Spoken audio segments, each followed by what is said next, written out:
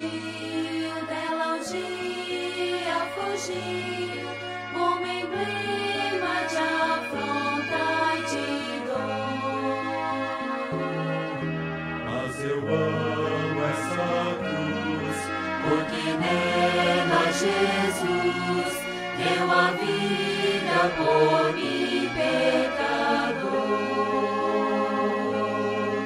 lá na cruz padeceu, desprezado morreu, meu Jesus para dar-me perdão. Dela agora provei para mim todo bem, tenho nela real salvação. Sim, eu sempre amarei essa pão de cruz, seu triunfo meu gozo será, pois o dia de uma palmo de cruz, a coroa Jesus me dará.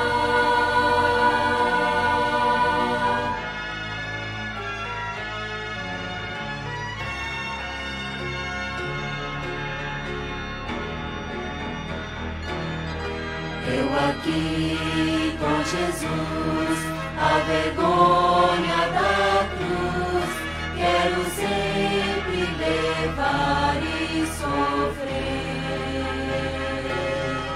Quando Cristo voltar, para aqui me buscar, sua glória eu irei receber. Sim, eu sempre amarei essa cruz, seu triunfo meu gozo será, pois o dia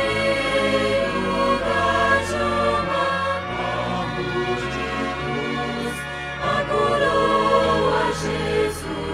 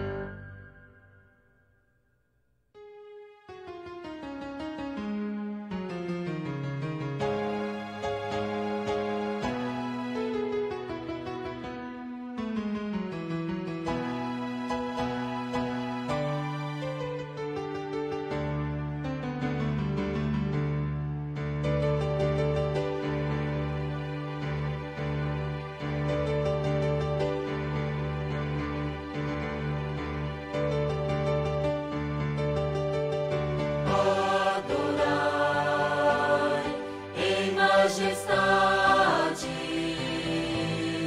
toda glória seja dada a Cristo Jesus.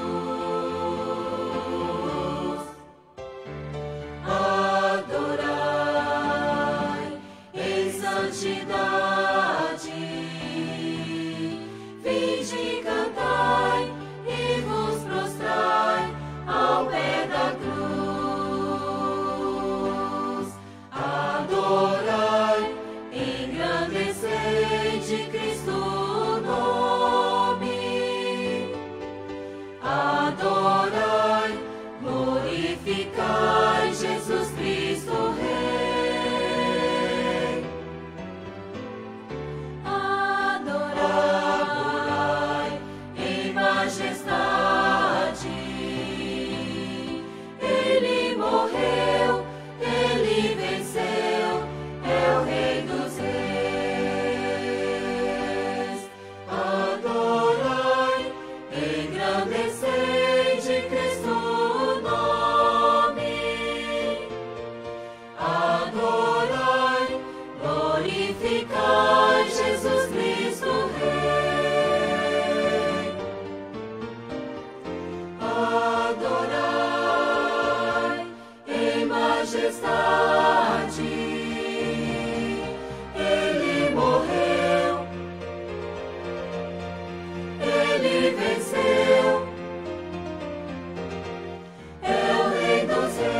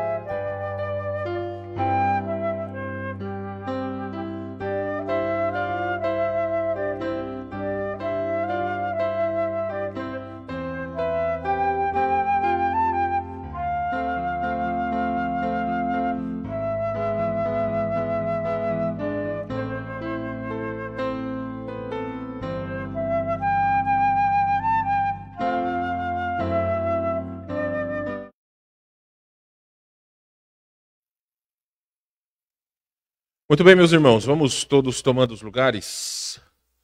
Quero agradecer a todos por sua presença, dar boa noite àqueles que nos assistem pela internet, bem como a todos vocês que estão conosco. Hoje à noite, bem como pela manhã, estamos bem desfalcados. Boa parte dos nossos irmãos estão gripados, resfriados, alguns até mesmo com suspeita de Covid.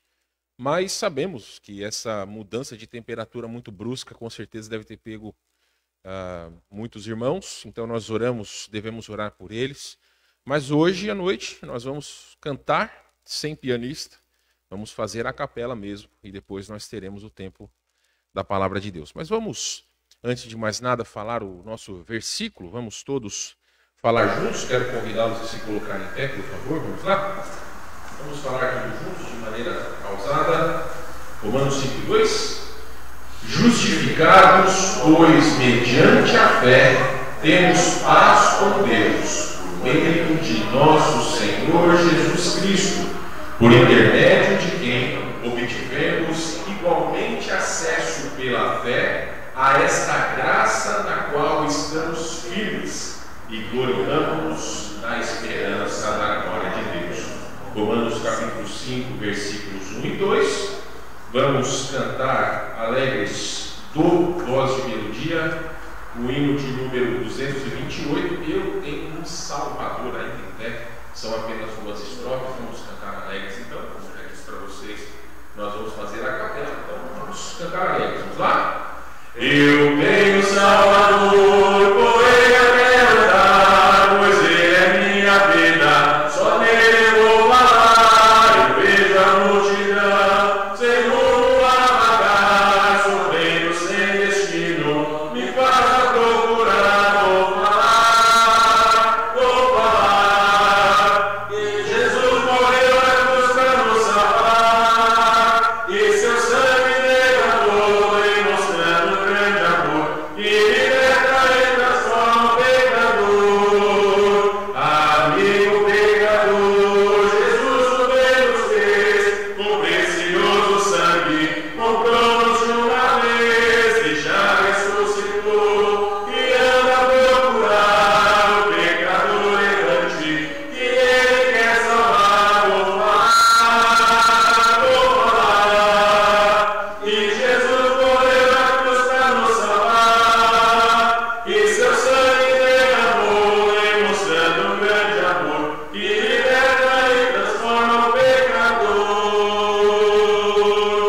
Vamos orar então.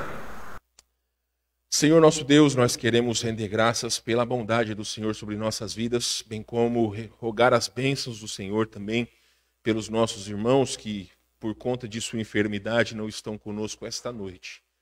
Tu bem sabes, ó Deus, que as enfermidades nas nossas vidas também são situações nas quais devemos buscar dependência do Senhor, devemos confiar nos propósitos do Senhor. Então pedimos que brevemente todos esses que estão enfermos, sejam famílias inteiras ou até mesmo alguns dos seus membros, possam estar conosco brevemente com a sua saúde restabelecida, para que juntos possamos adorar o nome do Senhor. Dá-nos, ó Deus, um coração disposto a servi-lo. Também, ó Deus, que nossa atenção esteja 100% nas coisas do Senhor esta noite. Damos graças ao Senhor em nome de Jesus. Amém. Podem se assentar, vamos para os nossos avisos. Avisos quais são corriqueiros, os irmãos sabem, mas os nossos cultos estão sendo apenas nos domingos, cultos presenciais. Meus irmãos, nós ontem iríamos fazer o nosso tempo com os jovens de maneira presencial, mas tanto a Victória quanto a família da Franciele estão enfermos, por esse motivo nós não fizemos. O Túlio também está com o seu pai, o irmão Júlio, se recuperando. Então, irmãos, também por esse motivo nós não temos como, por enquanto, fazer as reuniões presenciais, porque faríamos ali no seminário, mas por conta da família do Eduardo, que está ali, né, se resguardando da questão da suspeita de Covid, então, por esse motivo, ainda não temos como fazer. Mas vamos ficar orando, né, por aquela situação que nos foi falada pelo governador, de que pelo menos os adultos gaúchos serão vacinados até o final do mês de setembro. Então, se Deus quiser, nós poderemos retornar a plenas atividades aí da nossa igreja ainda esse ano. Então, fiquemos em oração, irmãos. As transmissões regulares, vocês já sabem, acontecem tanto nos canais do Facebook e no YouTube. No Facebook ao vivo e no YouTube depois nós colocamos a gravação, ok? Nos horários dos nossos cultos, tá bom? Então vamos cantar mais um hino, pedir para o Paulo chegar à frente para fazer o recolhimento dos dízimos e ofertas. Se porventura alguém quer fazer alguma oferta, quer dar alguma oferta, tem a oportunidade, ok? Então o irmão Paulo vai orar, depois nós vamos cantar número 6 do Voz de Melodia, Glória ao Teu Nome. Eterno Deus e amado Pai, obrigado por estamos em tua casa essa noite. Nós te agradecemos por cada família que tem representado, por cada irmão que também tem esse privilégio. Te rogamos que o Senhor abençoe as ofertas que serão retiradas, que possam ser usadas para o teu governo simplificado nesse bairro. Abençoe os nossos irmãos que estão enfermos e que brevemente eles possam retornar ao nosso pecados, perdoe as nossas faltas, em nome de Jesus. Amém. Meus irmãos, vamos cantar o número 6 do Voz de Melodia. Vamos lá? Glória ao teu nome. Pai, eu te amo, te louvo e te adoro. Glória ao teu nome em toda a terra. Glória ao teu nome. Glória ao teu nome. Glória ao teu nome.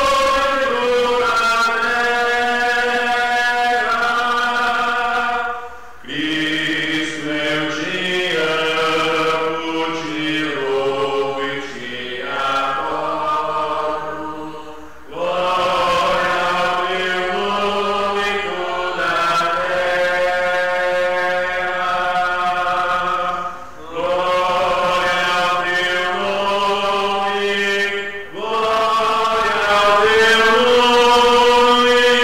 Glória ao teu nome. Glória ao teu nome em toda a terra.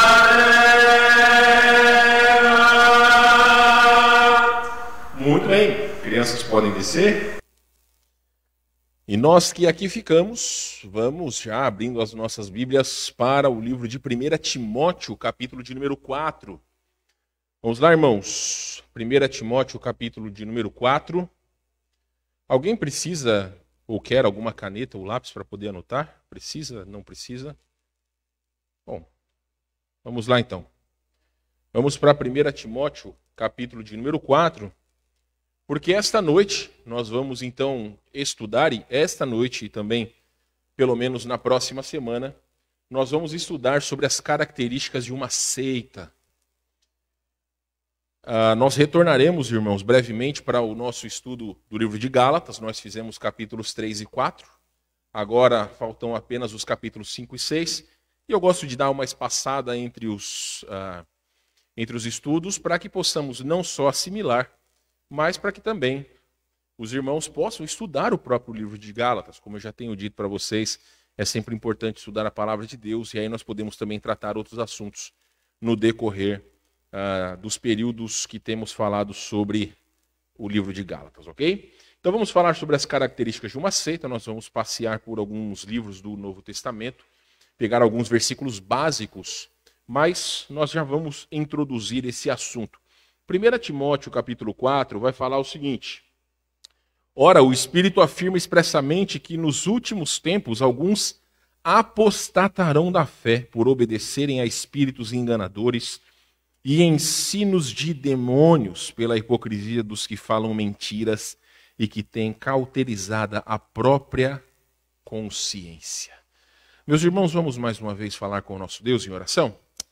Senhor, nós pedimos que novamente o Espírito Santo nos dê o discernimento para aquilo que será apresentado, visto que o Senhor bem sabe que há em nosso país uma infestação de novas igrejas, das quais não sabemos quais são as suas doutrinas ou crenças, mas que estas levam o nome de cristãs. Pedimos, ó Deus, que abra o nosso entendimento para que, segundo a sua palavra, nós possamos entender como nós podemos saber quais são aquelas igrejas cujo propósito principal é agradar a sua própria liderança, agradar a sua própria carne, fazer a vontade de Satanás, e que, lamentavelmente, estão enganando a muitos, mas também, como salvos em Cristo, nos ajude a depender cada vez mais da palavra do Senhor e da tua vontade. Pedimos ao Senhor, a Deus, todas essas coisas em nome de Jesus. Amém. Uma vez, pelo menos há alguns anos atrás, antes de me tornar pastor, me perguntaram: por que você é batista? Por que você frequenta uma igreja batista? Depois que eu expliquei a minha fé, e sendo bem claro para vocês, né, de uma maneira simples, da forma que eu respondi, eu nunca tinha frequentado uma igreja evangélica. A primeira oportunidade que eu tive foi lá em 1998, quando eu fui convidado, entre aspas, pela Tati, na época ela tinha me dado bola na escola, né? E eu, como bom, vamos dizer assim, interesseiro que sou, fui na igreja onde ela frequentava para ir atrás dela, né?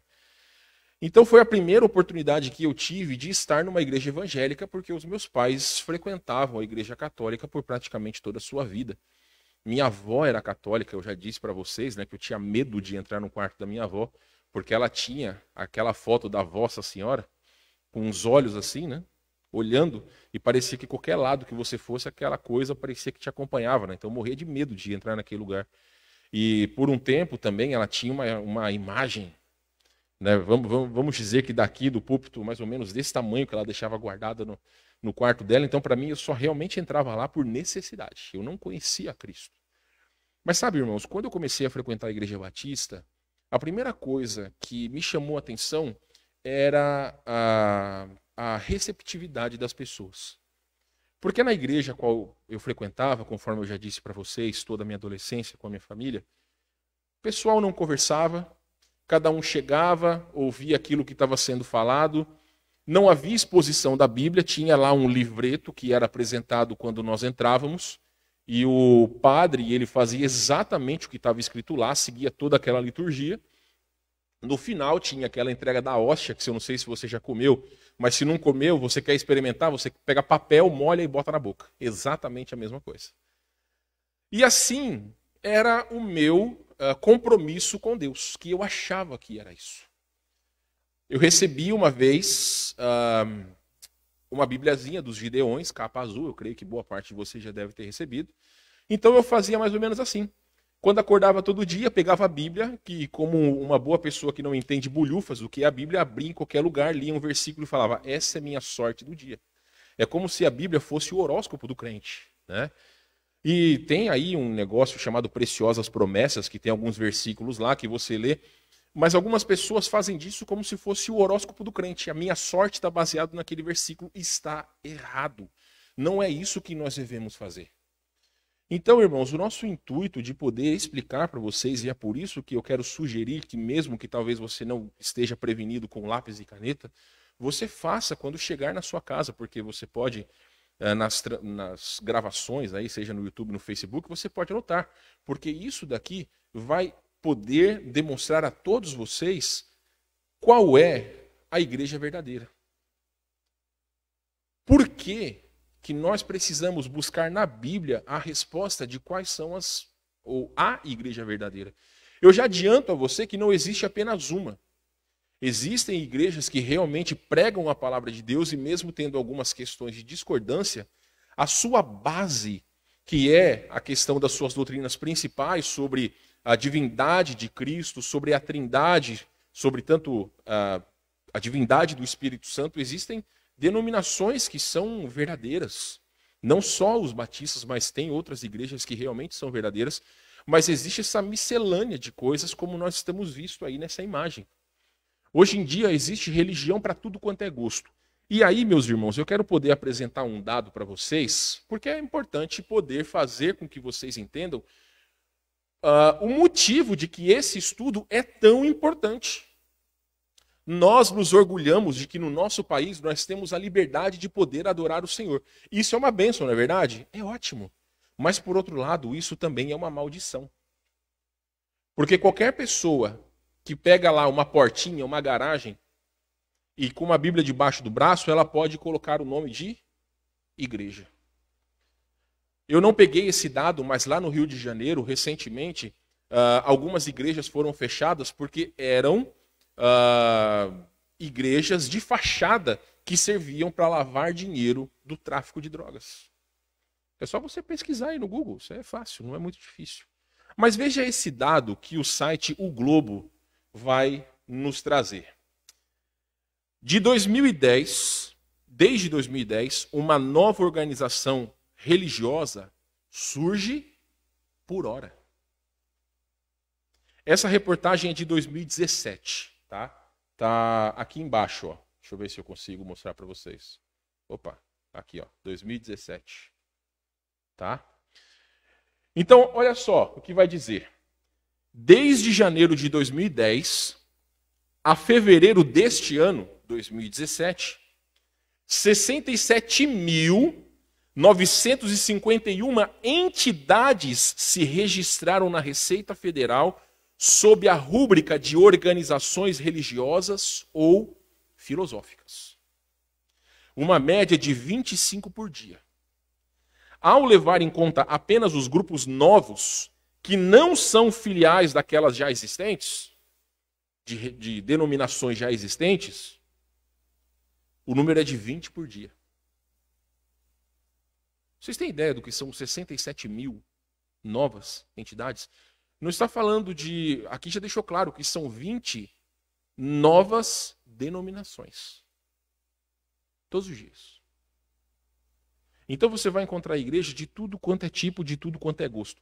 Eu peguei alguns nomes de igrejas que eu pesquisei no Google e realmente existem. Porque tem algumas lá que falam, né, nomes que são até engraçados, mas que não existem. Só para vocês verem. Nós temos a igreja Pão, Peixe e Brasa. Você pode pesquisar no Google. Existe igreja Pão, Peixe e Brasa. Nós temos a igreja sobrenatural Labareda de Fogo resgatando vidas. Vocês podem procurar também. Nós temos a igreja Assembleia de Deus Pavio que Fumega. Nós temos a igreja evangélica Jesus é Lindo e Cheiroso. Isso é verdade, gente. Eu estou falando sério. Essas igrejas realmente existem. Também existe a Cruzada Evangélica do Ministério de Jeová, Deus do Fogo. Nós temos a igreja Chave do Éden. E eu nem sabia que o Éden tinha a porta, né, ou fechadura. E também temos a igreja evangélica pentecostal, a última embarcação para Cristo. Existem alguns bairros que realmente... Existem alguns bairros que realmente dão nomes a igrejas, como, por exemplo, Igreja Batista da Tristeza. Né? Eu já disse para vocês que no Facebook nós já recebemos mensagens desaforadas de pessoas achando um absurdo o nome da nossa igreja, que é baseado no bairro que fora fundada a igreja. Existe uma igreja lá no Rio de Janeiro que é a Igreja Assembleia de Deus Pronto Socorro das Almas. Então você vai encontrar nomes de igrejas que particularmente eu não sei quais as motivações, até porque assim, existem coisas que biblicamente você até acha alguma questão, mas para nome de igreja eu sinceramente tenho muitas dúvidas. Se isso daí é uma espécie de chamariz, ou se realmente a pessoa não tem noção. A gente não consegue entender o que se passa na cabeça de alguém que coloca o nome da igreja de Jesus é lindo e cheiroso. Até porque, irmãos, não dá para saber esse tipo de coisa. Não estou dizendo que Jesus é feio e fedido, não é isso. Mas não se tem como basear-se sobre essas informações. Então nós vamos encontrar milhares de denominações. Milhares de denominações. Eu já adianto para vocês o seguinte: eu tenho problema com igreja em células. Eu tenho um problema com igreja em células. Quando são pequenos grupos oriundos da igreja e são ligados à igreja, isso é um aspecto muito positivo. Mas muitas vezes igrejas em células, quando começa a se desenvolver, muitas vezes acaba que existe alguma rusga com a igreja mãe e aquela igreja em célula vira uma nova denominação. Então, particularmente, eu acho que muitas dessas denominações, elas são por conta de células que posteriormente se transformaram em entidades religiosas. E notem, aqui nós estamos falando de denominações que foram inscritas na Receita Federal. E aquelas que não são, porque existem, e não poucas. Então, se você quiser, lá na sua casa, vamos dizer, você pode fazer um ponto de pregação. Não há nenhum problema sobre isso. O grande problema é que hoje em dia pessoas estão fazendo igrejas a esmo. Aí você pensa, puxa, é uma bênção que o evangelho está sendo pregado. Esse é o problema. Será que realmente o evangelho está sendo pregado? Nós acabamos de ver as palavras do apóstolo Paulo, que ele fala sobre os últimos dias. Meus irmãos, eu já expliquei para vocês quando preguei sobre os últimos dias, que mesmo no primeiro século o apóstolo Paulo cria que aqueles eram os dias, os últimos dias antes da volta de Cristo. E nós já estamos praticamente quase 2000 anos das palavras do apóstolo Paulo e ainda Cristo não voltou. Então nós estamos sim vivendo os últimos dias, bem como o apóstolo Paulo também estava. Mas ele fala que nos últimos dias o Espírito afirma expressamente que alguns apostatarão da fé. Não é muito nosso foco essa noite falar sobre apóstatas, mas são pessoas que mesmo conhecendo a verdade, elas viram as costas para a verdade de Deus. Então eu quero demonstrar para vocês o que vem a ser primeiramente uma seita e algumas características de uma seita. Então já deixo claro, nós não veremos todas as características hoje, nós deixaremos uma parte para a semana que vem. Mas, meus irmãos, então ainda introduzindo esse assunto, a palavra seita, não apareceu aqui, né? Não tinha aparecido aqui, ó, pronto-socorro das almas, né? Mas é isso aí, depois vocês podem procurar, ficar à vontade aí para se divertir lá, tá bom? Então, meus irmãos, a palavra seita, do latim secta, é uma doutrina ou sistema que diverge da opinião geral e é seguido por muitos. Seita também pode ser definida como uma crença e prática religiosa que exige devoção a uma doutrina falsa. E também pode-se dizer que é uma devoção a uma doutrina que vá além da ensinada nas Escrituras. Deixa eu falar uma coisa bem clara para vocês. Você pode discordar das coisas que estão sendo ensinadas hoje à noite? Pode. Você pode. Só que da mesma forma que eu basearei as características em versículos, que cada um demonstre a sua discordância em passagens bíblicas. Porque o grande problema é que denominações são criadas não por motivos bíblicos, mas muitas vezes por causa de preferências pessoais. Lá nos Estados Unidos, existem igrejas só para negros, existem igrejas que são só para brancos, existem igrejas que são só para brasileiros e para todas as outras, os outros povos que lá tem. Porque, claro, nós entendemos que é um país onde todas as raças se encontram.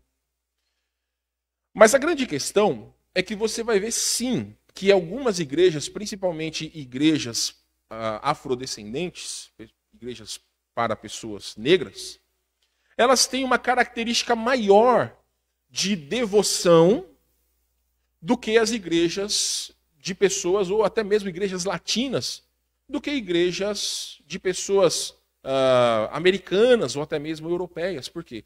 Porque tanto os latinos quanto propriamente os negros são pessoas que sentem mais à flor da pele certas questões em relação à sua devoção a Deus. Então, quando você olha lá nos filmes, você vê o pessoal cantando, alegre, muitas vezes se mexendo e tudo mais. Então, nós aqui no Brasil temos essa característica de demonstrar uma devoção maior a Deus. Não que nós somos melhores do que outros, não.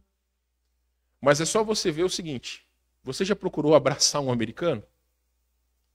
Geralmente o americano, se ele já não está no Brasil há bastante tempo, a primeira coisa que ele vai fazer se você tentar abraçar é te dar um chega para lá. Porque eles não são acostumados a isso. Algumas irmãs, ela tem, hoje não, né, por causa da pandemia, mas muitas irmãs têm o costume de se cumprimentar com um beijo. Geralmente você não vê isso entre americanos e americanas, principalmente. São as características de um povo. Mas mesmo assim, irmãos, a questão de sermos, vamos dizer assim, de demonstrar uma fidelidade mais à flor da pele, não significa que nós estamos mais perto de Deus do que outros. Até porque a herança cristã que nós temos vem dos Estados Unidos. Boa parte dos hinos que nós cantamos vem dos Estados Unidos e da Inglaterra. Os missionários que estão abrindo igrejas aqui no Brasil, você pode saber que a maioria das igrejas, assim como essa daqui, foram fundadas por trabalhos de missionários americanos. Então, meus irmãos, Como saber se as nossas igrejas são verdadeiras segundo a palavra de Deus? É claro que hoje em dia, existem algumas igrejas e você pode determinar pela seguinte forma. Existe a Igreja Católica, que foi fundada lá no século III.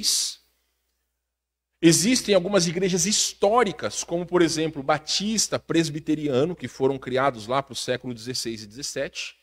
Não tem um fundador, mas foi um movimento de pessoas que, buscando servir ao Senhor e em conformidade com os ensinos bíblicos, fundaram, então, essas determinadas igrejas. Nós temos no início dos anos 1900 os pentecostais, e lá para os anos 1960, 70, nós tivemos os neopentecostais. Então existe sim essa divisão entre algumas denominações em nosso meio. E, meus irmãos, as características delas, o que também não é muito o nosso foco falar sobre essas igrejas, mas é notório como realmente você vê uma diferença gritante, aonde as igrejas pentecostais e neopentecostais, elas dão mais foco ao quê? Aos dons do Espírito Santo. E aí, se você não sabe sobre a questão dos dons do Espírito Santo, existe um grande problema, por quê? Porque as pessoas vão te dizer que para você servir a Deus, você precisa falar em língua, você precisa fazer profecia, precisa revelar, precisa fazer 1001 coisas segundo os dons do Espírito Santo. Só que quando você vai estudar a Bíblia, essas coisas não se sustentam. Então o grande problema hoje em dia é que as pessoas não estudam a palavra de Deus.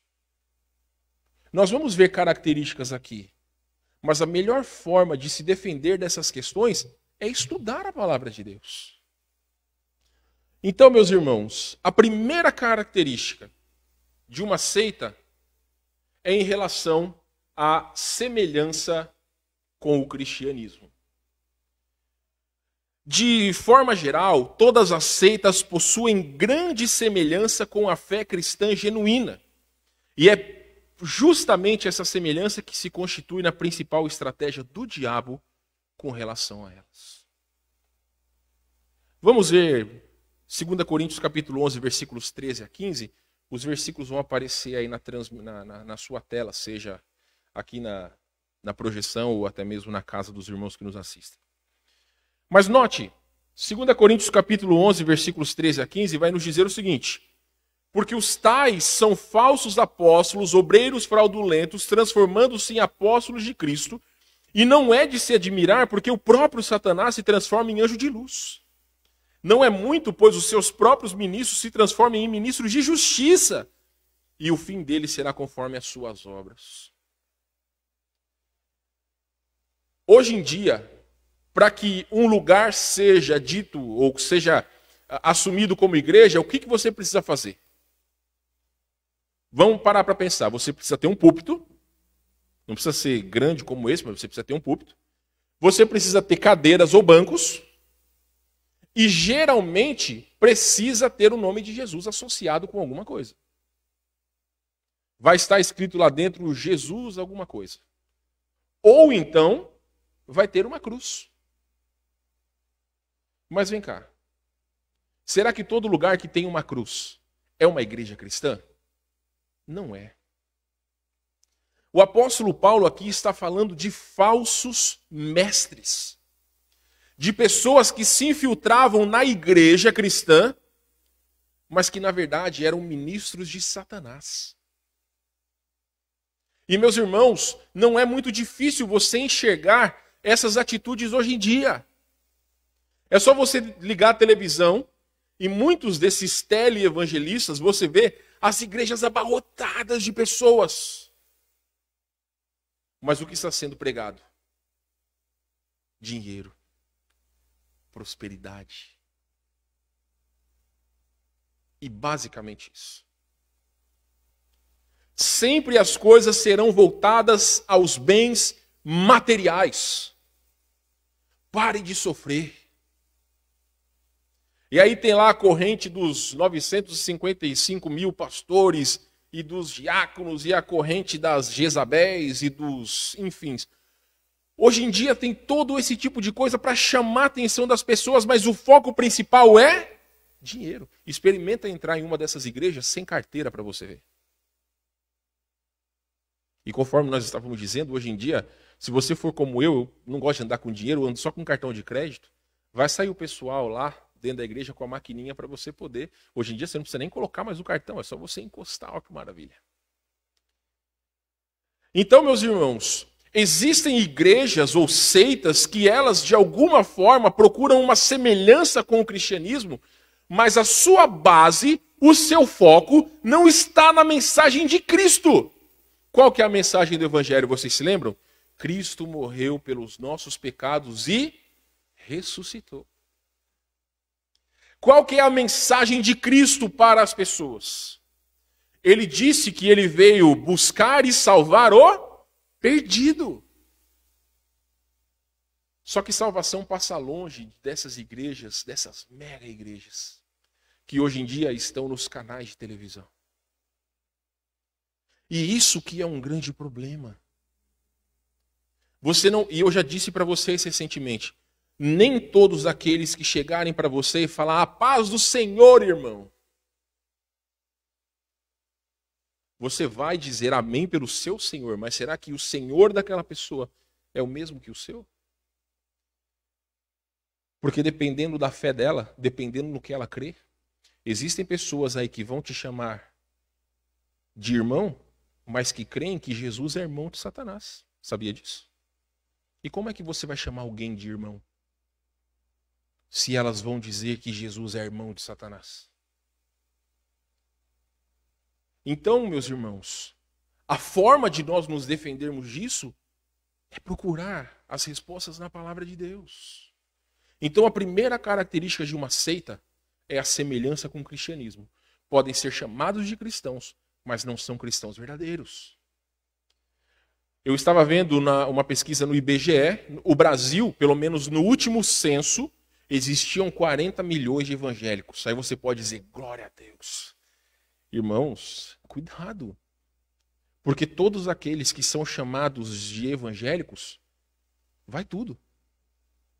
Inclusive igrejas que não creem na divindade de Cristo, não creem na divindade do Espírito Santo, não creem no sacrifício expiatório de Cristo, não creem na obra redentora do Senhor e tantas outras doutrinas que... Então nós devemos cuidar com aqueles que nós chamamos de irmãos. A segunda característica de uma seita... Isso, pode voltar lá. Obrigado. São as revelações extrabíblicas. O que é isso? A crença que Deus tem falado através de outros meios, desde as escrituras do Novo Testamento. Imagina se hoje à noite eu falo assim para vocês, irmãos, eu tive uma revelação. A partir de amanhã todo mundo tem que pular num pé só durante toda a semana. Eu tive uma revelação que você tem que se desfazer de todos os seus bens materiais e doar para os pobres. Olha o que o apóstolo Paulo disse para os Gálatas. Gálatas 1, 8 e 9. Ele vai falar o seguinte: mas ainda que nós, ou mesmo um anjo vindo do céu vos pregue evangelho que vá além do que vos temos pregado, seja anátema ou maldito. A palavra anátema significa maldito. Assim como já dissemos, e agora repito, se alguém vos prega evangelho que vá além daquele que recebestes, seja maldito, seja anátema. Os falsos mestres estavam pervertendo a mensagem da salvação. E como nós temos falado em nosso estudo de Gálatas, irmãos, essas coisas acontecem até hoje em igrejas que vai dizer para você o seguinte: olha, se você não frequentar a igreja batista, você vai para o inferno. Se você não frequentar a igreja A, B ou C, você vai para o inferno. Se os seus parentes não frequentarem determinada igreja, vão para o inferno. Existe uma determinada igreja que até alguns anos atrás dizia que não havia salvação para os negros. eles diziam que os negros são negros por causa de uma maldição que foi lançada em Caim. Porque quando você lê lá o livro de Gênesis, depois que Caim matou Abel, foi lançado sobre ele algo para defini-lo de maneira diferente, porque ele depois ficou com medo e Deus colocou sobre ele uma marca que nós não sabemos qual é, e tem religião que diz que essa marca sobre Caim foi fazê-lo negro. Isso é ignorância. Não tem absolutamente nada a ver. O doutor Adalto Lourenço, ele explica exatamente como surgiu essa diferença de cores. E você sabe, irmãos, se você pega um homem negro e casa com uma moça loira, geralmente o filho não vai ser nem loiro nem negro. Vai ser mais branco. Então, essa mistura de raças criou aquilo que nós temos hoje. Mas até pouco tempo atrás existia isso. Aí sabe o que aconteceu? Quando o número de pessoas, principalmente nos países latinos, que os negros são maioria, houve uma nova revelação dos líderes dessa igreja dizendo que agora não, agora os negros têm salvação. Irmãos, a Bíblia diz que Cristo veio buscar e salvar o perdido. Não está falando se ele é branco, se ele é negro, se ele é homem, se ele é mulher, se ele é novo, se ele é velho, se ele é rico, se ele é pobre, de maneira alguma. A palavra de Deus nos diz que para Deus não há acepção de pessoas. Mas a grande questão é que sim, existe hoje nas seitas igrejas que usam de revelações, de livros como o livro de Mórmon, como os escritos de A, B ou C, acima da palavra de Deus. Então, uma das características de uma seita são revelações extra-bíblicas. Nós precisamos de nova revelação? Não precisamos. Quando você nota sobre os dons espirituais no início da igreja, eu sempre explico, meus irmãos, Paulo fala no capítulo 13 de 1 Coríntios da importância do amor sobre todos os demais dons. E aí no capítulo 14 ele começa a falar sobre dons espirituais, mas ele fala sobre regras de dons espirituais.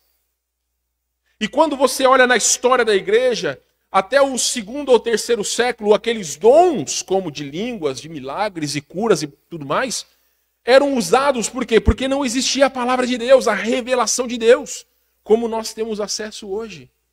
Para que nós precisamos de uma nova revelação se a palavra de Deus está na nossa frente? Se você quer ouvir a voz de Deus, meus irmãos, você não precisa ir numa cartomante, você não precisa procurar no horóscopo, procure na palavra de Deus. Ore ao Senhor para que Ele fale com você, para que Ele dirija o seu coração. E é dessa forma que Deus age. Então nós vemos que as seitas hoje em dia, elas têm muitas revelações extrabíblicas. Livros, homens que estão à frente e a sua autoridade sobre as pessoas está muito além da Bíblia.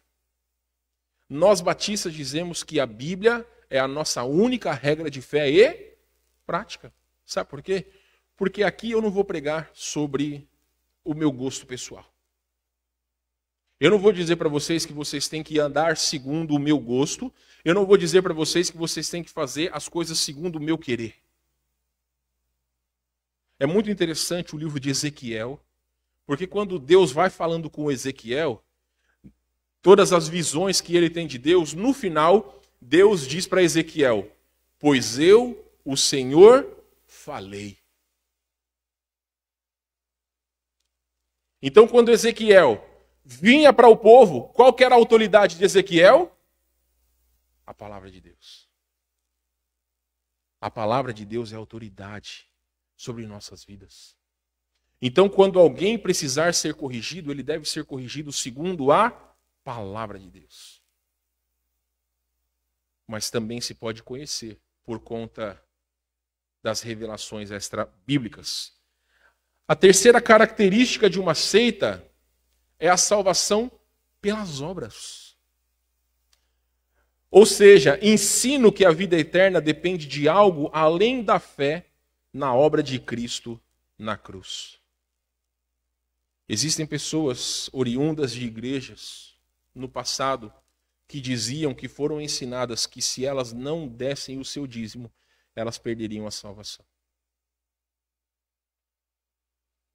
Ou por vezes, eu já contei para vocês uma história que um professor meu me contou contou para a turma, na verdade, lá no seminário, que ele já idoso, americano, missionário, ele disse que a faculdade dele foi jogar futebol contra a faculdade, contra uma outra faculdade.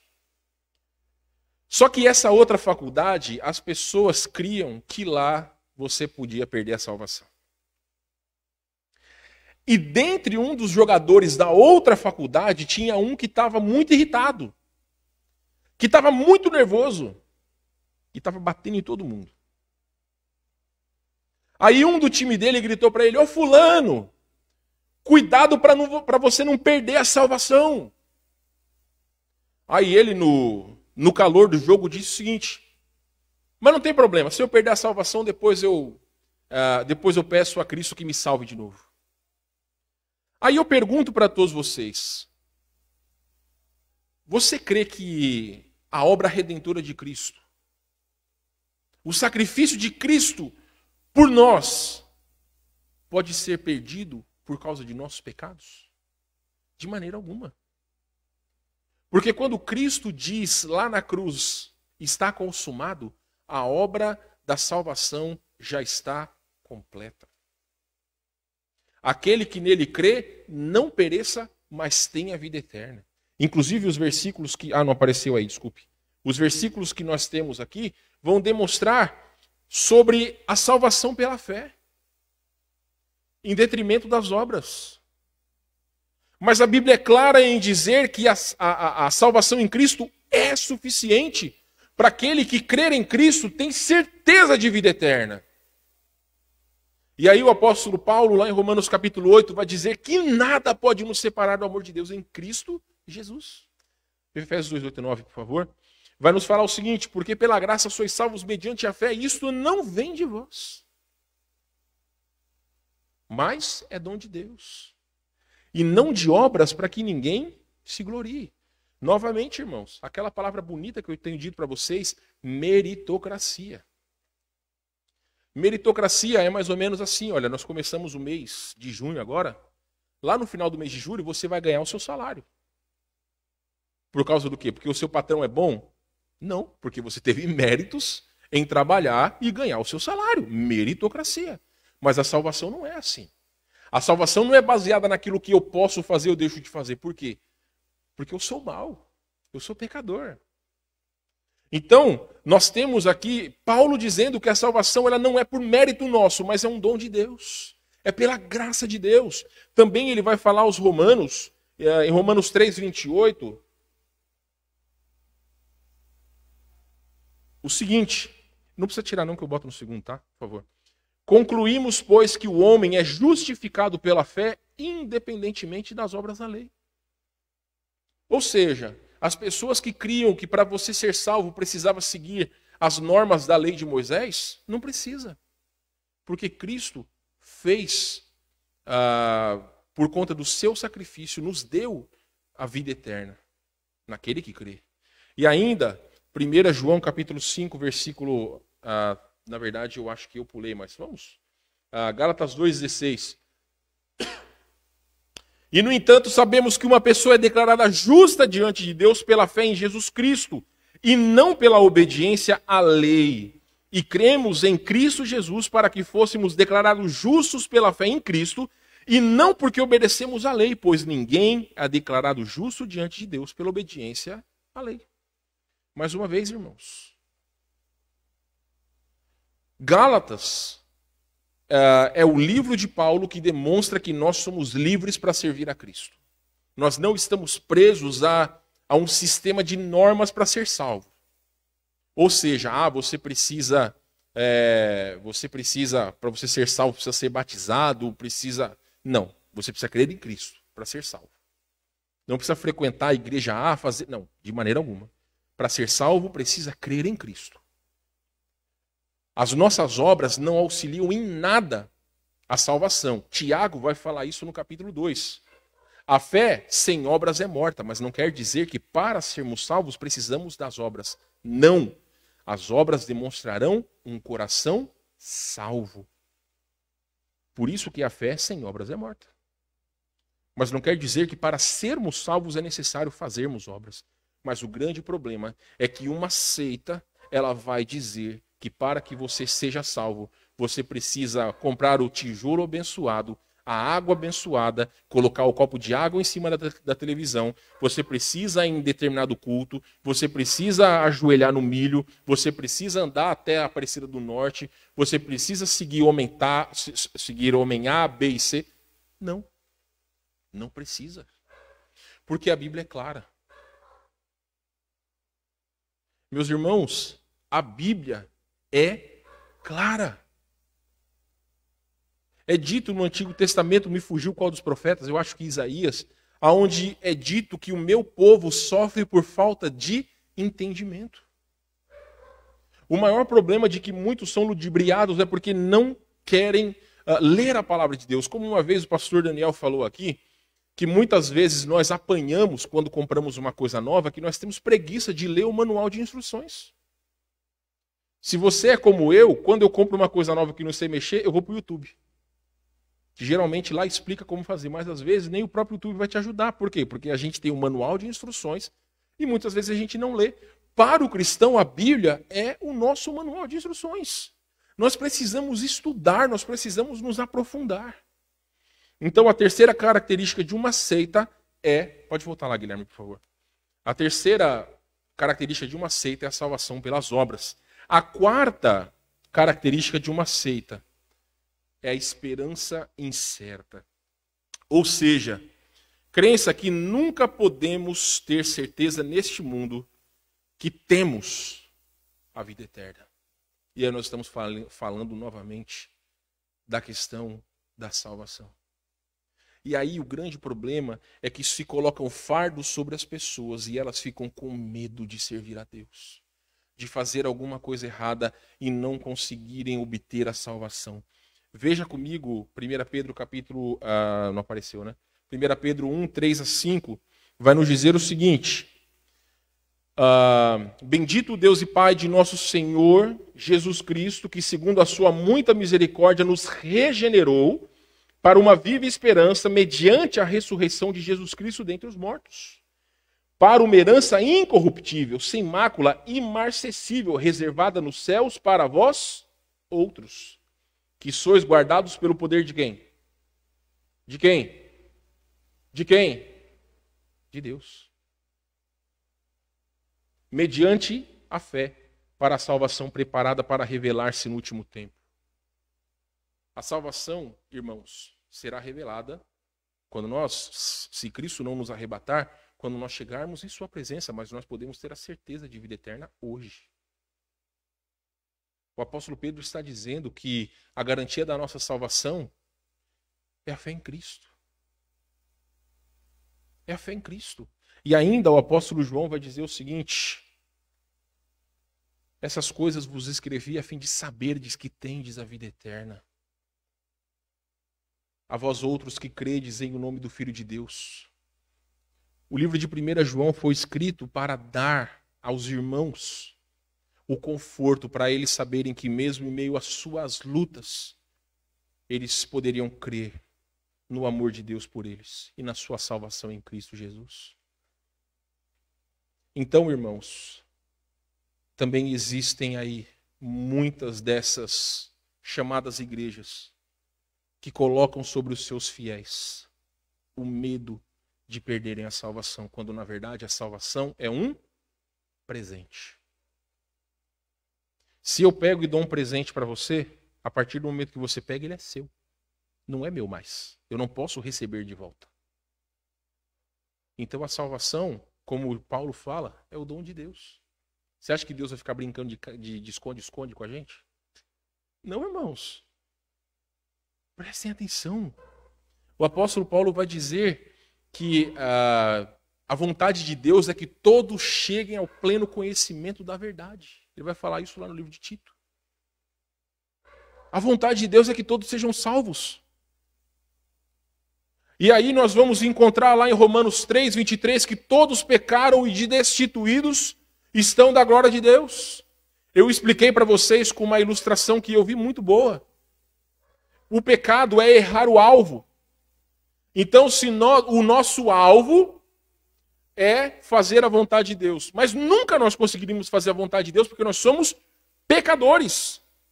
Mas como cristãos, nós conseguiremos fazer a vontade de Deus. Por quê? Porque o Espírito habita em nós. Porque Cristo nos justificou. Porque o poder não está em nós, mas o poder está em Cristo. Então, muitas vezes, a falta de lógica faz com que pessoas sejam enganadas, meus irmãos.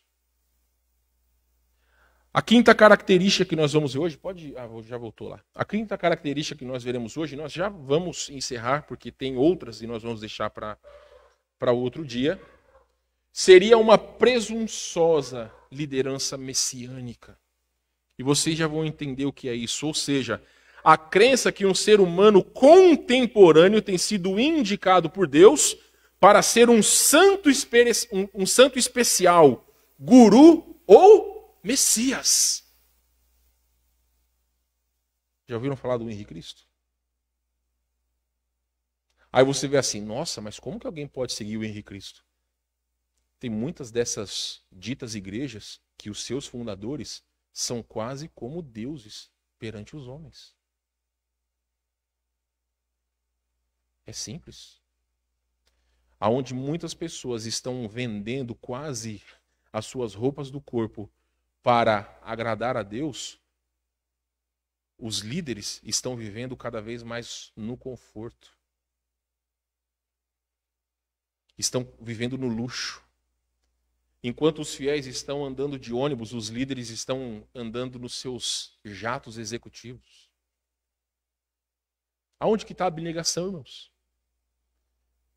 É fácil chegar aqui à frente e falar, vocês têm que dar tudo. Mas e eu?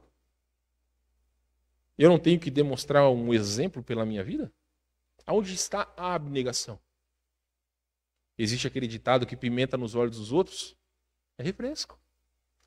Então o grande problema é que nós encontramos hoje nessas seitas que se colocam como igrejas, cujos líderes são quase como deuses.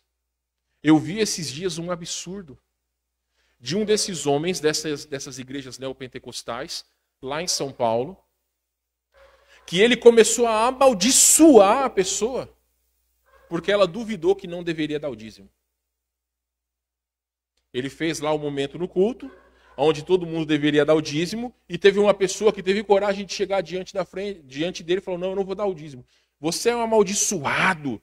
Se eu sou profeta de Deus, a mão de Deus vai pesar sobre você. Show! Para que os outros que lá estivessem assistindo ficassem com medo e dessem o seu dinheiro suado para a obra de Deus. Meus irmãos, veja o que Paulo vai dizer em 1 Coríntios capítulo 3. Porquanto havendo entre vós ciúmes e contendas, não é assim que sois carnais e andais segundo o homem? Quando, pois, alguém diz, eu sou de Paulo, e outro, eu sou de Apolo, não é evidente que andais segundo os homens? Aqui essa igreja tem 2 pastores, pastor Wesley e pastor Daniel. Mas até o passado nós tínhamos pastor Roger, pastor Martins. Não há problema nenhum em você gostar mais de um do que de outro, não há problema nenhum. Mas quando você diz, eu não vou mais para a igreja porque o pastor Roger não está lá. Eu só vou para a igreja quando o pastor Daniel pregar. Quando o pastor Wesley ou os outros irmãos pregarem, eu não vou para a igreja. Isso demonstra partidarismo. Quem manda na igreja não sou eu. Eu tenho costumado dizer para alguns que têm nos ligado, oferecendo certas questões em relação às antenas que nós temos, que as decisões são tomadas pela igreja. Eu respondo juridicamente, mas quem vai decidir são vocês que são membros da igreja. Somos nós que somos membros da igreja. Eu não tomo decisão nenhuma em relação à igreja que venha a afetar todos os irmãos em Cristo. Então, meus queridos irmãos, o grande problema é quando nós encontramos homens que se colocam como deuses. Nós temos também Lucas 21:8. Olha o que Cristo disse.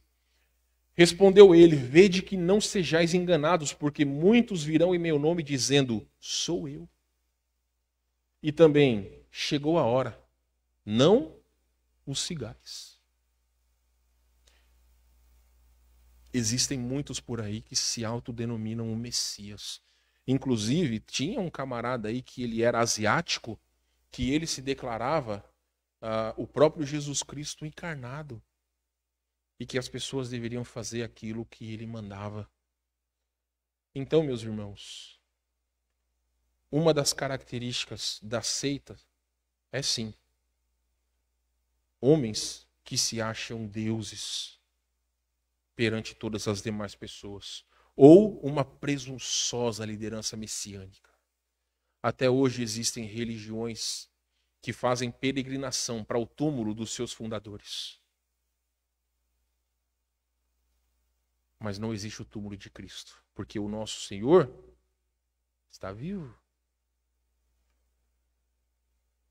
Nós temos, irmãos, para concluir esta noite, a última característica de uma seita que nós veremos hoje à noite. É a ênfase numa fórmula particular. Todas as seitas enfatizam geralmente uma fórmula específica, muitas vezes um esquema rígido que deve ser seguido a fim de que determinados resultados sejam obtidos. Tem um negócio chamado pragmatismo. Então você tem que fazer conforme aquela normatização. Se não for segundo aquela normatização, está errado. E é aí que nós vemos as fogueiras santas. É aí que nós vemos as promessas vazias, onde até pouco tempo atrás existia o feijão ungido contra a Covid. R$150. Alguns grãos de feijão. Imagina, Jorge, quanto a gente não podia ganhar, né? Comprar um saco de feijão aí daria para ficar rico. Aí você fala assim, nossa, mas que povo desalmado que vende. Pior são as pessoas que compram. Meus irmãos, o apóstolo Paulo vai dizer, e é exatamente o versículo, que na verdade não é o versículo, mas aqui nós temos em 2 Timóteo, capítulo 4, versículo 3, que vai dizer, pois haverá tempo em que não suportarão a sã doutrina, pelo contrário, cercar-se-ão de mestres segundo as suas próprias cobiças, que sentindo coceira nos ouvidos, e se recusarão a dar ouvidos à verdade, entregando-se a fábulas. Todas essas coisas que acontecem hoje em dia, elas não são novidades. Elas só têm uma roupagem diferente. E com o avanço da internet, e com o avanço da tecnologia, vai enganando cada vez mais pessoas. Ontem eu fui assistir um vídeo, e aí me chamou a atenção um comercial, que geralmente no YouTube, quando você vai assistir um vídeo, se você não tem, você não paga, né? Você é obrigado a ver aquelas propagandas terríveis, que muitas vezes aparecem coisa de funk e tudo mais. Mas uma das propagandas era interessante. O camarada se apresentou como um líder cristão que estava ganhando dinheiro, ele pega o celular dele e mostra. Ele falou assim, eu fiz 68 mil reais uns quebrados no último mês vendendo cursos. Se você é cristão, clica nesse link para você poder ganhar dinheiro. Aí eu pensei comigo, falei, vamos ver o que esse cara tá aprontando. Cliquei lá. Sabe qual que é a metodologia dele? Ele não ensina a Bíblia. Ele ensina as pessoas a montarem cursos para que outros crentes possam fazer. Só que o que você vai falar, o que você vai fazer, para ele não importa. Ele vai te mostrar qual a mecânica para você poder angariar pessoas. Então você acha que uma pessoa assim está se importando com o conhecimento das pessoas? Não. Ele está se importando com ganhar o dinheiro dele.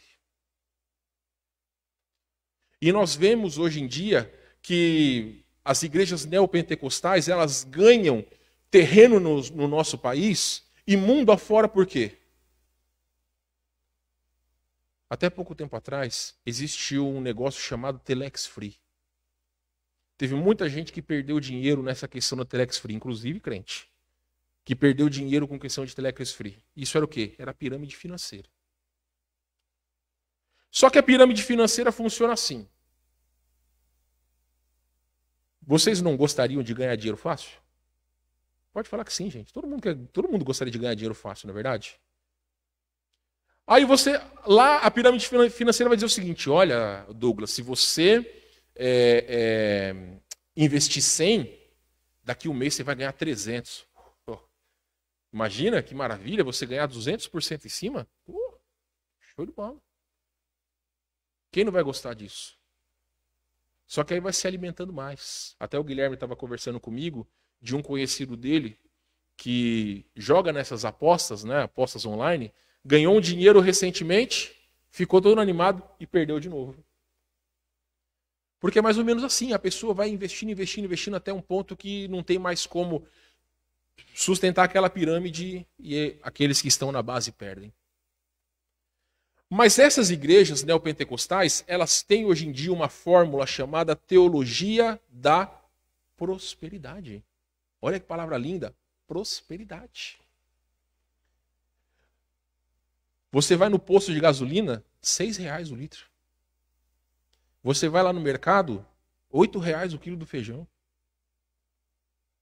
Você vai lá comprar 1 quilo de carne de segunda, R$25. Então, hoje em dia, o salário mínimo não dá para nada. É herói o pai de família que vai no mercado e consegue sair com as compras de uma semana com uns R$200, R$300. Não consegue. Não dá, porque as coisas estão muito caras. Aí você vai ver uma igreja onde diz assim: olha, você tem que ser abençoado, meu irmão. E aí, para você ser abençoado, você tem que dar o seu dízimo que Deus vai te abençoar. E aí começa a passar nos comerciais aquelas pessoas assim: antes de conhecer tal igreja, eu era um coitado, eu tinha uma casinha, um carrinho, tudo no diminutivo. Mas depois que eu comecei a frequentar tal igreja, e eu participei da fogueira santa, e eu dei tudo aquilo, agora eu sou dono de 5 empresas, eu tenho 20 carros, eu tenho 2 aviões, e agora eu posso fazer o que eu quiser. Isso vai encher o olho do povo.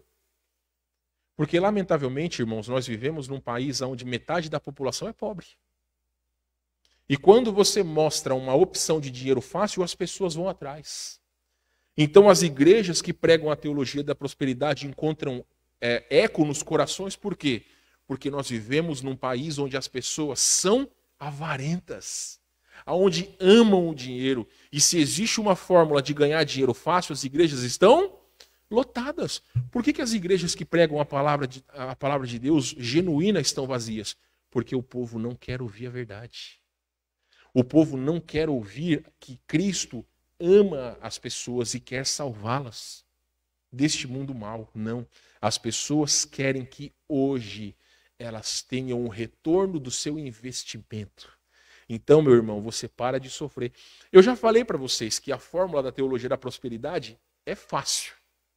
É simples. É mais ou menos assim. O camarada você vai lá na igreja, o camarada vai falar assim para você: para você ser abençoado, você tem que dar tudo que você tem. Aí você tem lá um carro parcelado em 60 prestações. Aí você vai lá e dá o carro para a igreja. Aí você vai lá e dá parte do seu salário, parte da sua aposentadoria, parte do seu FGTS, porque você acha que você vai ser abençoado.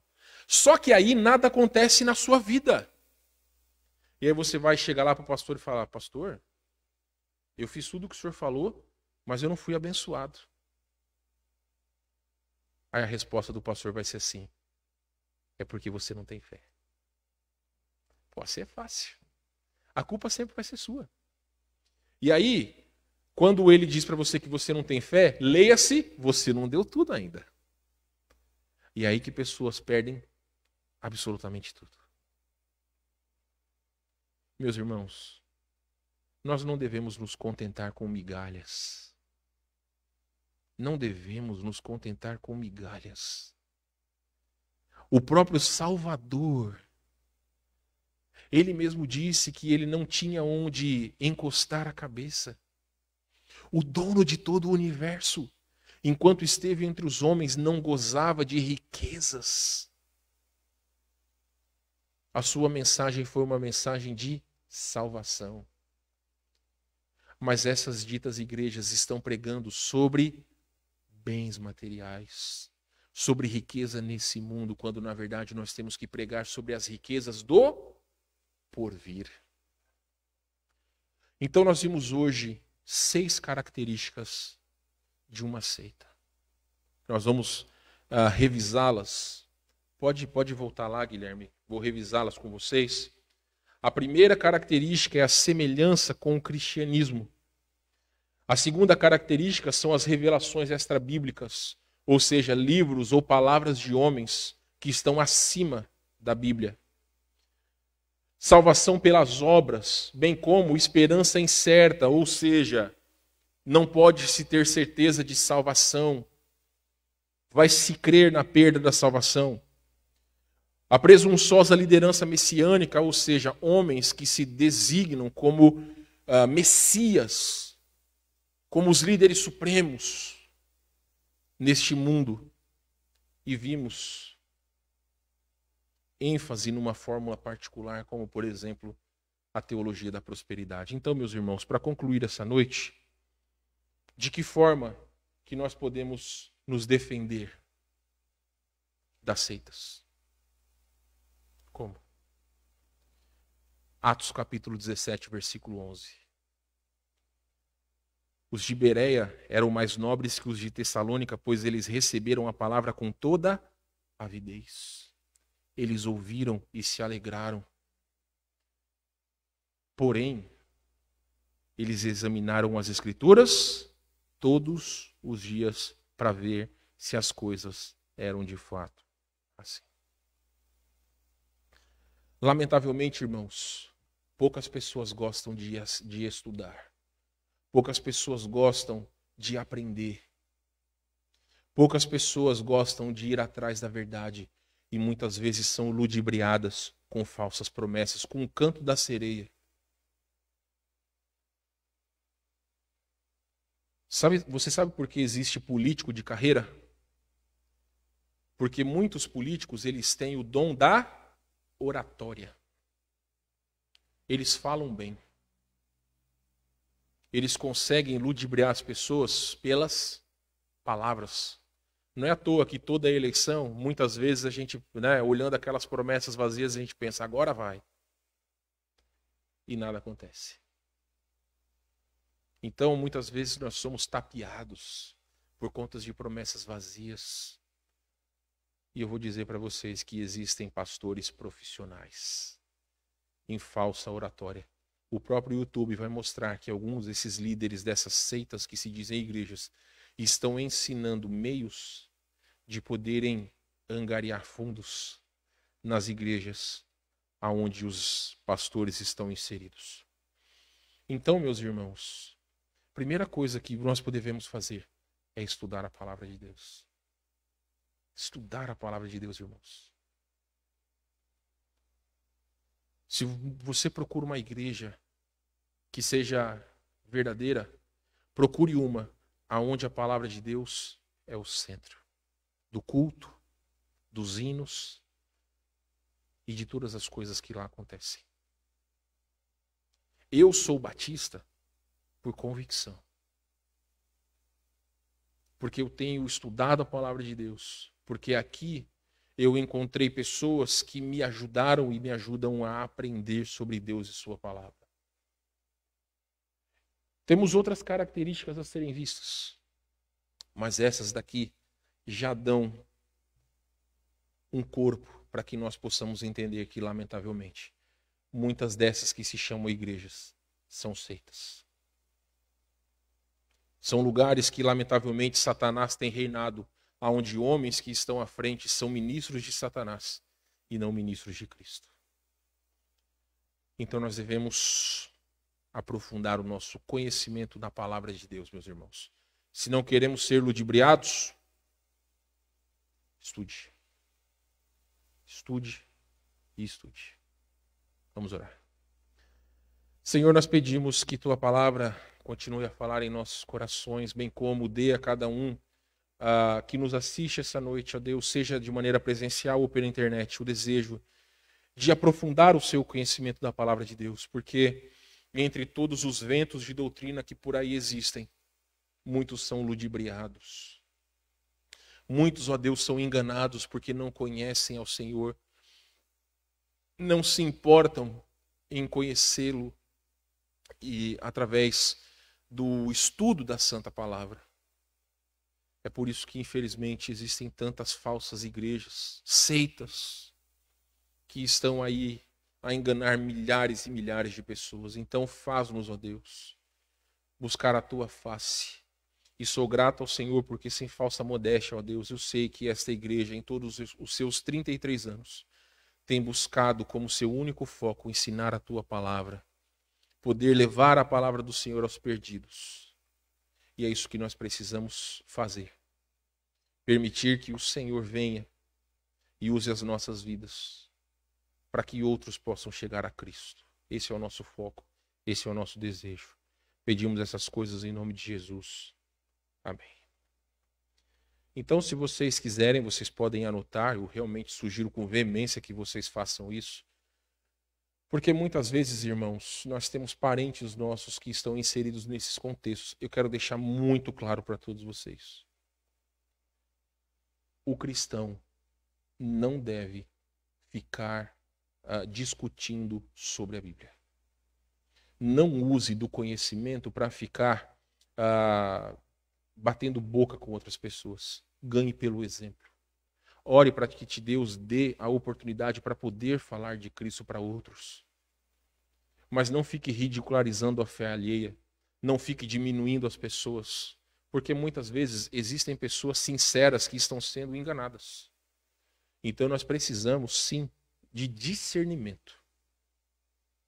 E só Deus que pode nos dar essa sabedoria. Então use o conhecimento para o bem. Não vai pegar e começar a ligar para os teus parentes e falar, você está numa seita. Não, faz isso, por favor. Estude a palavra de Deus para que quando você tiver a oportunidade de responder, responda biblicamente. A Bíblia é sempre a autoridade final sobre as nossas vidas. Amém? Muito bem. Quem nos assiste vai ficar com o hino. Aos irmãos, tenham todos uma boa noite.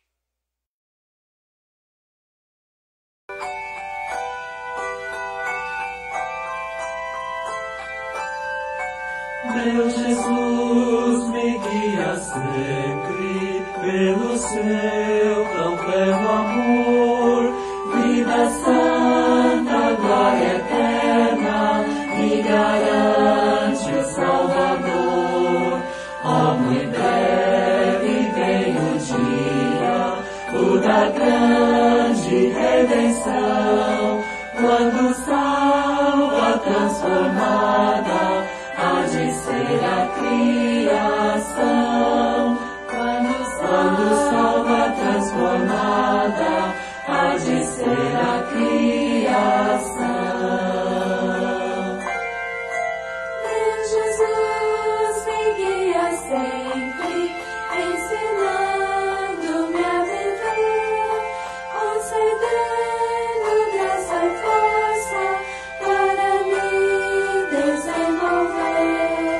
Perecer jamais eu posso, pois quem pode resistir ao Deus forte, Pai eterno, que minha alma quis remir. Ao Deus forte, Pai eterno, que minha alma quis remir.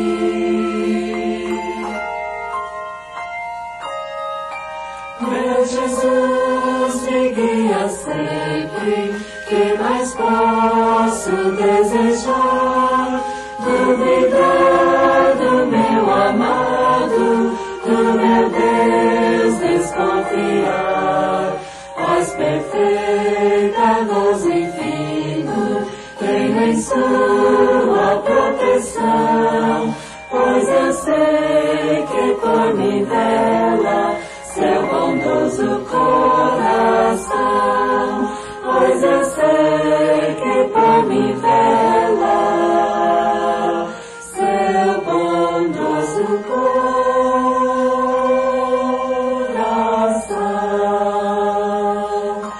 E a mim